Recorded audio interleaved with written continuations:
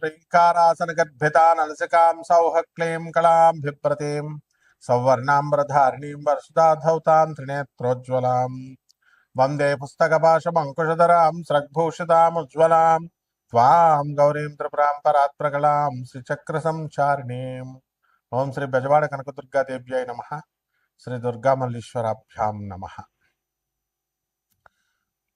మనకి ఈ యొక్క కుజ బుధ గ్రహాలు రెండూ కలిపి మనకి మీనరాశిలో ఉన్నాయి. మరి ఇది మీనరాశిలో 11 ఏప్రిల్ 2026 సంవత్సరం నుంచి మీనరాశి ప్రవేశం జరిగింది.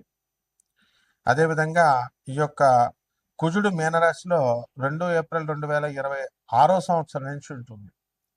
దీని వలన మొత్తం 12 రాశుల వారు కూడా ఏమండి మాకు చాలా అప్పుల బాధలు ఎక్కువైపోయినాయండి, ఆదాయాలు పెరగట్లేదండి, అప్పులు తీరట్లేదండి అని చెప్పేసి వాళ్ళు చాలా బాధపడుతున్నారు. అంటే ఈ యొక్క ఎందుకు ఈ రుణ బాధలన్నీ కూడా, మనం ఆదాయాలు పెరిగినా సరే మనం రుణ బాధలు మనం ఎందుకు తీర్చుకోలేకపోతున్నాం? ఇదంతా కూడా ఒక విధి విధానంలో మనకి మన కర్మ అన్నమాట, పూర్వజన్మ కర్మ. అది మనం ఎవరికైతే బాకీలు ఉన్నామో అటువంటి వాళ్ళందరికీ కూడా మనం దాన్ని ఈ రోజు కాకపోయినా రేపైనా సరే, రేపు కాకపోతే ఎల్లుండైనా సరే మొత్తం మీద తీర్చాల్సినటువంటి అవసరం మనకుంది. దీన్నే కర్మ సిద్ధాంతం అంటారు. ఆ కర్మే దేవుడు. కాబట్టి అప్పుల బాధలో ఉన్నటువంటి వాళ్ళు శీఘ్రగతిన మనం అప్పుల బాధ నుంచి పోవాలి అంటే ఏదో ఒక దైవ సంబంధమైనటువంటి ఉపాసన ఉండాలన్నమాట ప్రతి ఒక్కళ్ళకి కూడా. అది చాలామంది మనుషులు సాధారణంగా బాల్యంలో ఆటలతోనూ, కౌమారంలో అయిపోయిన యవ్వనంలో వీళ్ళందరూ కూడా స్త్రీలతోనూ సమయం వెచ్చించుకుంటారని జగద్గురు ఆదిశంకరాచార్యులు వారు చెప్తారు. అయితే యవ్వనంలో పిల్లలు, పెళ్ళిళ్ళు ఇవన్నీ కూడా పుట్టిన తర్వాత, పెళ్ళిళ్ళు అయిన తర్వాత వీళ్ళందరికీ కూడా మనకి ఒకటే అర్థం అవుతుంది ఏంటంటే అప్పటి నుంచి బాధ్యతలు పెరుగుతాయి. మనకి సంపాదించాలి, పిల్లలు పెద్దవాళ్ళు అవుతారు, తల్లిదండ్రులంతా కూడా వృద్ధులు అవుతారు. ఇక సంపాదన కావాల్సిందే ఆ వయసు నుంచి. కాబట్టి ఆ వయసులో వచ్చినప్పుడు మనకి మన ప్రయత్నాలు అన్నీ కూడా మనం పెడుతున్నప్పటికీ కూడా మనకి పని జరగట్లేదు. ఏదో రకమైనటువంటి అడ్డంకులు మనకు వస్తున్నాయి. మనకి ఏమిటిది, ఎందువలన నేను ప్రయత్నించినా సరే నేను ఈ యొక్క నా ప్రయత్నాలు సఫలం అవ్వట్లేదు అనేటటువంటి డౌట్ చాలామందికి ఉంటుంది. మరి దీని నుంచి పరిష్కార మార్గం అనేటటువంటిది ఒకే ఒక్క సాధన. ఆ సాధనే మనం శీఘ్రంగా ఇచ్చేటటువంటిది. ఈశ్వరుడు యక్ష రూపంలో చేసుకోవచ్చు, కృష్ణుడు, దత్తాత్రేయుడు, అమ్మవారు పార్వతీదేవి, దశమహావిద్యల్లో ఒకటైనటువంటి కమలాత్మిక అమ్మవారు, ఇలా దశమహావిద్యల ఉపాసన, వీటిల్లో ఇవన్నీ కూడా సంక్షిప్తంగా మనం ఏదో ఒకటి చేసుకుంటూ మనం ముందుకు వెళ్ళాలి. ఈ దైవ సహాయం వల్ల మనం చేసేటటువంటి ఈ పనుల నుంచి మనకి ఈ యొక్క గురువు యొక్క అనుగ్రహం, గురుమండల యొక్క అనుగ్రహం అనేటటువంటిది మనకు వస్తుంది. కాబట్టి మనకి శుక్రుడు ఈ యొక్క వృషభ రాశిలో 19 ఏప్రిల్ 2026 సంవత్సరం నుంచి మనకి ప్రవేశిస్తాడు. స్వక్షేత్ర గతుడు. కాబట్టి ఎవరినైతే మనం ప్రేమించామో అటువంటి వాళ్ళ యొక్క ప్రేమ మనకి దొరకడానికి అవకాశం ఉంటుంది. అలాగే ఎవరికైతే పెళ్ళిళ్ళు చేశామో అటువంటి వాళ్ళందరి కాపరాలు కూడా చక్కబడ్డానికి అవకాశాలు ఉంటాయి. అలాగే భార్యాభర్తలు పాపం కాపరాలు విడిపోయినటువంటి వాళ్ళు మళ్ళీ కలవాలని భార్యకైనా భర్తకైనా ఎవరికో ఒకళ్ళకు ఉంటుంది. అవతల వాళ్ళకి మనం మీరు ఎంతైనా చెప్పండి, ఆ యొక్క గ్రహం ప్రభావం వలన విననివ్వదు. వీళ్ళందరూ ఎప్పటి నుంచి వింటారంటే 19 ఏప్రిల్ 2026 సంవత్సరం నుంచి మనకి వినడం అనేటటువంటివి జరుగుతాయి.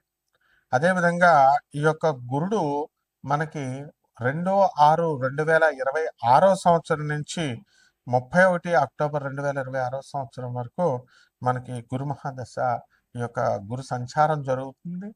మరి ఈ గురు సంచారంలో గురు మహాదశలు జరిగేటటువంటి వాళ్ళు కూడా ఉంటారు.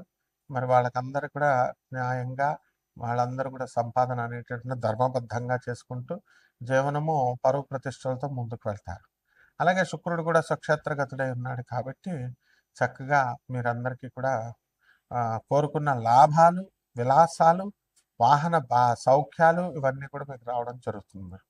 ఇకపోతే రవి మనకి మేషరాశిలో 14 ఏప్రిల్ 2026 సంవత్సరం నుంచి ప్రవేశించాడు. కాబట్టి రవి యొక్క ఉచ్చస్థితి కారణంగా మీరు ప్రభుత్వంలో అనేకమైనటువంటి మార్పులను తీసుకొస్తారు.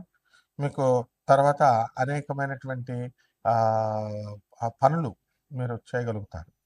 అంటే ఇవన్నీ కూడా రాశి ఫలాలను బట్టి కామన్ ప్లాట్ఫారం మీద మనకందరికీ కూడా చెప్పబడేటటువంటి రాశి ఫలాలు ఇవి. అలా కాకుండా చక్కగా మనము ఈ యొక్క గోచార రీత్యా కాకుండా వ్యక్తిగత జాతకాలు, మీరు ఎప్పుడు పుట్టారు, ఇవన్నీ కూడా మీకు ఎలా జరుగుతున్నాయి, ఇవన్నీ కూడా మనం చూసుకుంటాం. కాబట్టి అటువంటి వాళ్ళకందరికీ కూడా date of birth, time of birth, place of birth, ఈ 3 కూడా చాలా అవసరం ఉంటుంది. వాటిని బట్టి మనం చక్రాన్ని వేసి నాసా లైవ్ రిపోర్ట్స్ అనేటటువంటివి రిలీజ్ చేస్తుంది నాసా. దాని నుంచి మనము వాటిని కొరలేట్ చేస్తూ మనం చక్కగా వాటి యొక్క సహాయంతో మనము మీ జీవితంలో జరిగేటటువంటి ప్రతి సంఘటన ఈ 12 రాశుల మీద ఇప్పుడు ఈ మధ్యకాలంలో జరిగేటటువంటివన్నీ కూడా మనం చెప్పడానికి ప్రయత్నిస్తాం. అంటే ఒక్కొక్క రాశి వారీగా మీకు ఏ విధంగా ఉంది అనేది మనం ఈ వీడియోలో చూద్దాం. కన్యారాశి.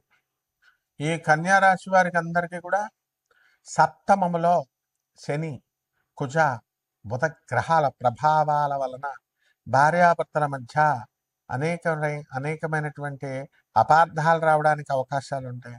అన్నెసరీ టాపిక్స్ మీద డిస్కషన్ చేసుకోవడము అనేటటువంటిది ఉంటుంది.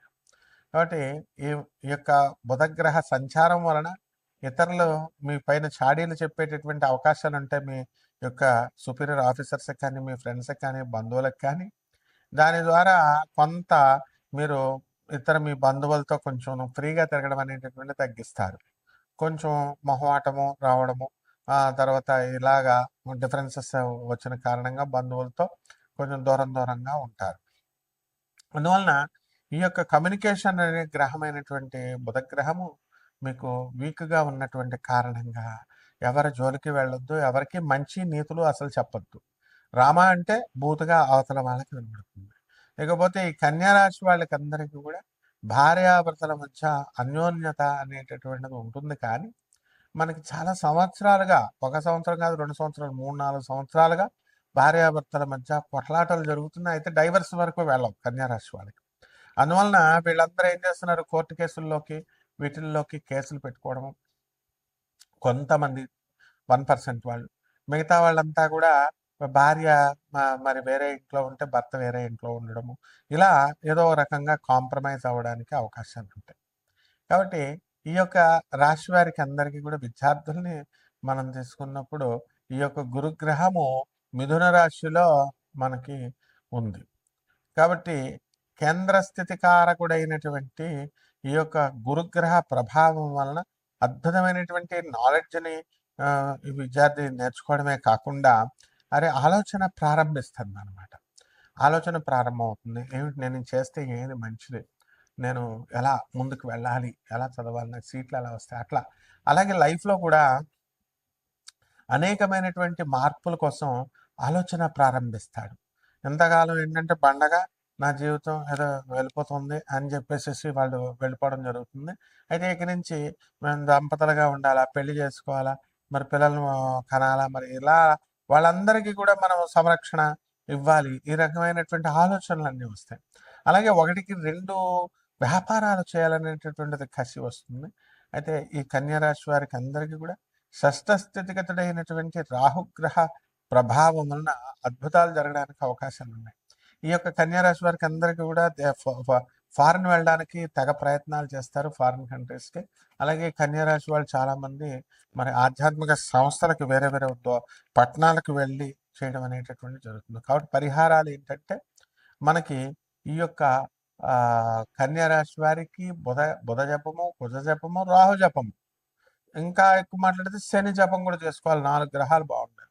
కాబట్టి ప్రధానంగా చేసుకోవాల్సినటువంటిది మనము ఈ యొక్క శని గ్రహానికి మనం చేసుకున్నట్లయితే శని జపం చేసుకోవాలి, శని స్తోత్రాలు చదవాలి, శనికి కిలోంపావు నల్ల నువ్వుల్ని, నల్లని వస్త్రాలని పేద బ్రాహ్మణులకి శనివారం నాడు ఉదయం 8 గంటలకి దానం చేసుకోవాలా. అలాగే రావి చెట్టుకి నీళ్లు పోసుకుంటూ రావి చెట్టు చుట్టూ ప్రదక్షిణాలు చేస్తూ ఓం శనేశ్వరాయ నమః అంటూ ప్రదక్షిణాలు చేసినట్లయితే మీకు తప్పకుండా గురువు యొక్క అనుగ్రహం లభిస్తుంది. జగద్గురు అయినటువంటి దత్తాత్రేయ స్వామివారి యొక్క అనుగ్రహంతో మీ కష్టాలు తొలగిపోతే, మీ భార్యాభర్తల మధ్య ఉన్నటువంటి ఆంతర్యాలు, ఆ అంతర్యుద్ధాలు ఆగిపోతాయి, మిస్అండర్స్టాండింగ్స్ తగ్గిపోతాయి. శుభమస్తు.